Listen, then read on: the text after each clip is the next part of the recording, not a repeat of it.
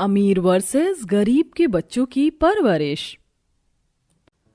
आज तो रविवार है, फिर भी आप इतनी सुबह उठ गए। हाँ चल, अब बच्चे धीरे धीरे बड़े हो रहे हैं। इस साल मुझे दोनों बच्चों का स्कूल में दाखिला करवाना है। अगर ज्यादा काम करूंगा तो पैसे भी ज्यादा मिलेंगे और फिर मेरे दोनों बच्चे अच्छे से स्कूल में मैं उन्हें पढ़ाऊंगा। तुम देखना, एक दिन हमारे दोनों बच्चे हमारा खूब नाम रोशन करेंगे। इतना कहकर मदन सो रहे अपने दोनों बच्चों को माथे पर चूमता है और काम पर चला जाता है। मम्मी मम्मी, बहुत भूख लगी है, जल्दी से नाश्ता दो ना। हाँ बच्चों, लेकिन उससे पहले हम भगवान की पूजा करेंगे। माँ, हम रोज भगवान की पूजा क्यों करते हैं? बेटा, भगवान की पूजा करने से भगवान हमसे प्रसन्न होते हैं और हमेशा अपनी कृपा हम पर बनाए रखते हैं। जब हम लोग सुबह सुबह पूजा करते हैं तो हमारे मन को शांति मिलती है और हमारा सारा दिन अच्छे से गुजरता है। आंचल अपने दोनों बच्चों के साथ मिलकर भगवान की पूजा करती है। वहीं मदन दिन रात मेहनत मजदूरी कर अपने बच्चों के लिए एक अच्छा भविष्य बनाने की कोशिश करता है। गरीब माता पिता होने के बाद भी आंचल और मदन हमेशा अपने बच्चों की जरूरत को पूरा करते थे। मम्मी मम्मी, मुझे बहुत भूख लगी है, हमारे लिए कुछ बना दो। मुझे किटी पार्टी में जाना है, मेरे पास इतना टाइम नहीं है जो मैं तुम दोनों के लिए कुछ बनाऊं। आंचल, ओ आंचल। जी मालकिन, रोहित और माया को भूख लगी है, उनके लिए पिज्जा और बर्गर ऑर्डर कर दो। मालकिन, दोनों बच्चे एक हफ्ते से लगातार बाहर की यही सब चीज खा रहे हैं। अगर ऐसे ही वो बाहर की चीज खाते रहेंगे तो उनकी तबीयत खराब हो जाएगी। मैं उनकी माँ हूं या तू जो तुम मुझे बता रही है? तू घर में झाड़ू पोछा लगाने वाली है ना कि कोई शेफ जो मैं तुझसे खाना बनवाऊं। आंचल को न चाहते हुए भी उन दोनों बच्चों के लिए बाहर से फास्ट फूड ऑर्डर करके उन्हें देना पड़ता है। इतना अमीर होने के बावजूद भी निर्मला को अपने दोनों बच्चों की बिल्कुल भी फिक्र नहीं थी। वहीं आंचल निर्मला के घर की नौकरानी होते हुए भी रोहित और माया का बिल्कुल अपने दोनों बच्चों की तरह ही ख्याल रखती थी। आंचल, मेरे लिए एक ड्रिंक बना दो।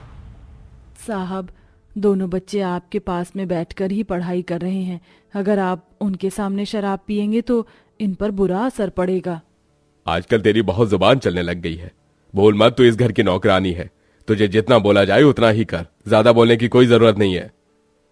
आशुतोष की बात सुन बेचारी आंचल उन दोनों बच्चों के सामने आशुतोष के लिए ड्रिंक बनाती है और आशुतोष अपने दोनों बच्चों के सामने बैठकर ही शराब पीता है। तभी अचानक रोहित सामने रखे शराब के गिलास को उठाकर उसमें से शराब पी लेता है। साहब, रोहित आपके सामने शराब पी रहा है और आप उसे कुछ बोल नहीं रहे। अरे शराब ही तो पी है, कोई ड्रग्स तो नहीं ले रहा हूं ना। ये तो हम अमीरों की शान होती है। लेकिन साहब, रोहित सिर्फ 6 साल का है। इतनी कम उम्र में क्या उसका शराब पीना सही है? खड़ी खड़ी मुझे प्रवचन देने की कोई जरूरत नहीं है। जा यहां से और मेरा दिमाग खराब मत कर। मेरे बच्चों के लिए क्या सही है क्या गलत, तू कौन होती है मुझे बताने वाली? आशुतोष और निर्मला के बच्चे उनके सामने ही गलत हरकतें करते थे, लेकिन ये सब देखते हुए भी आशुतोष और निर्मला को कोई फर्क नहीं पड़ता। ये बॉल मेरी है, मेरे पापा इसे मेरे लिए लाए थे, तो इससे मैं ही खेलूंगा। तुम भी तो रोज मेरी बॉल से खेलते हो ना, तो आज मुझे भी अपनी बॉल से खेलने दो। नहीं, इससे तो मैं ही खेलूंगा।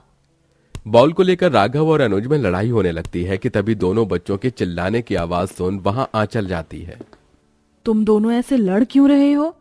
आंटी देखो ना, राघव रोज मेरी बॉल से खेलता है, लेकिन आज अपनी बॉल से मुझे खेलने नहीं दे रहा है।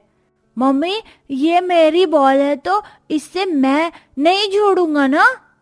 नहीं राघव बेटा, जब तुम रोज अनुज की बॉल से खेलते हो तो तुम्हें भी तो अनुज को अपनी बॉल से खेलने देना चाहिए ना। हमें हमेशा अपने खेल खिलौनों को अपने दोस्तों के साथ मिल बांट कर खेलना चाहिए, समझे?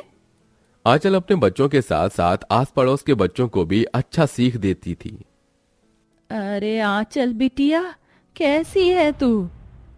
अरे अम्मा, आप इतने दिनों बाद आई, आइए बैठिए।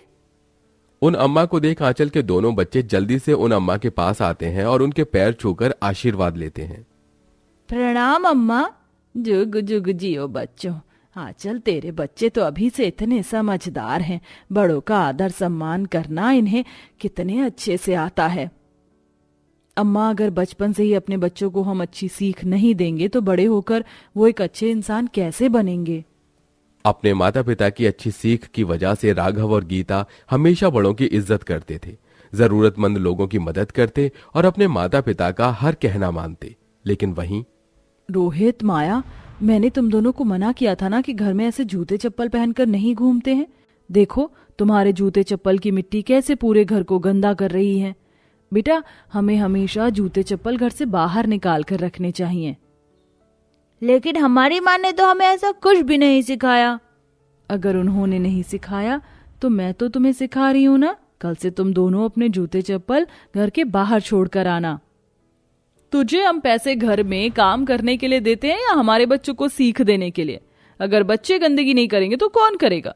तेरा तो काम है इस गंदगी को साफ करने का। अपने काम से बचने के लिए मेरे दोनों बच्चों को बेकार कह रही है। मालकिन, मैं बस इनको एक अच्छी सीख दे रही हूँ।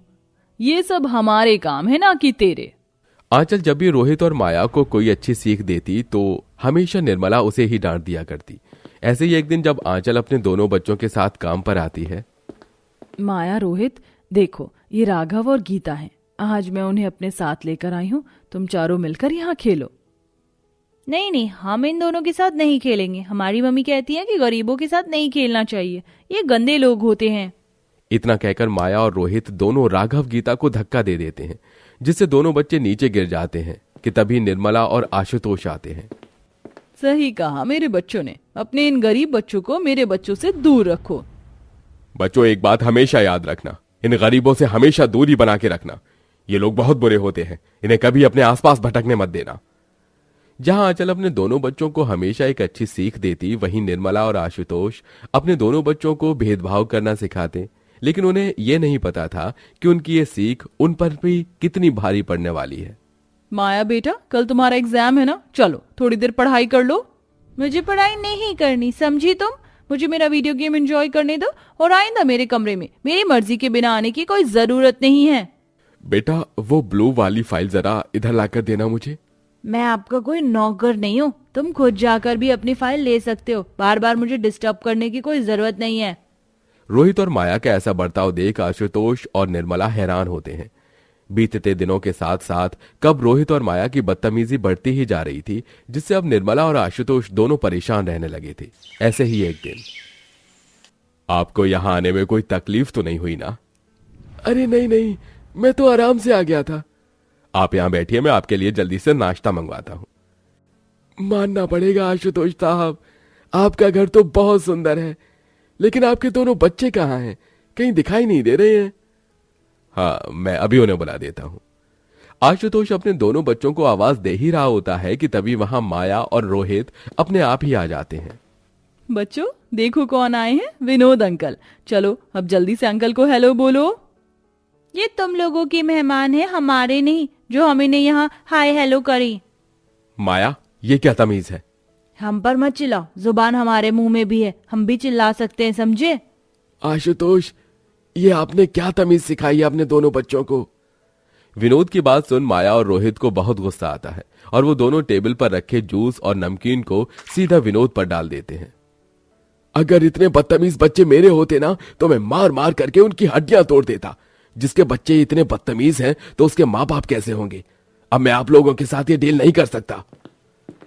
अपनी लाखों की बिजनेस डील को टूटता देख आशुतोष और निर्मला को बहुत गुस्सा आता है और वो दोनों बच्चों को जोरदार थप्पड़ मारते हैं।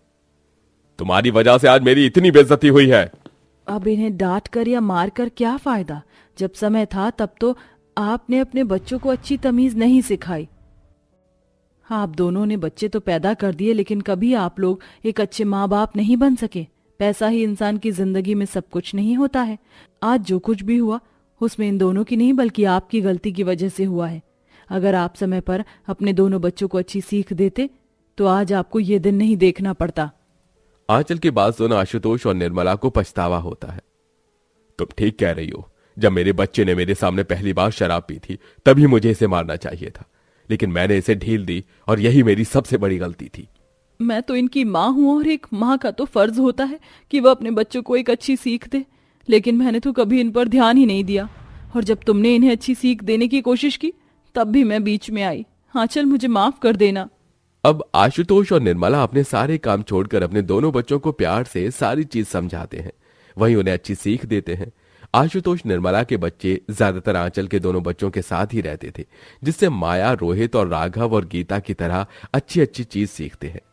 किसी भी बच्चे के लिए खेल खिलौने महंगी महंगी चीज से बढ़कर उसके माँ बाप का प्यार और अपने माँ बाप से एक अच्छी सीख सीखना जरूरी होता है। लेकिन अगर माता पिता अपने बच्चों पर ध्यान न दें तो उसका अंजाम आप देख ही सकते हैं।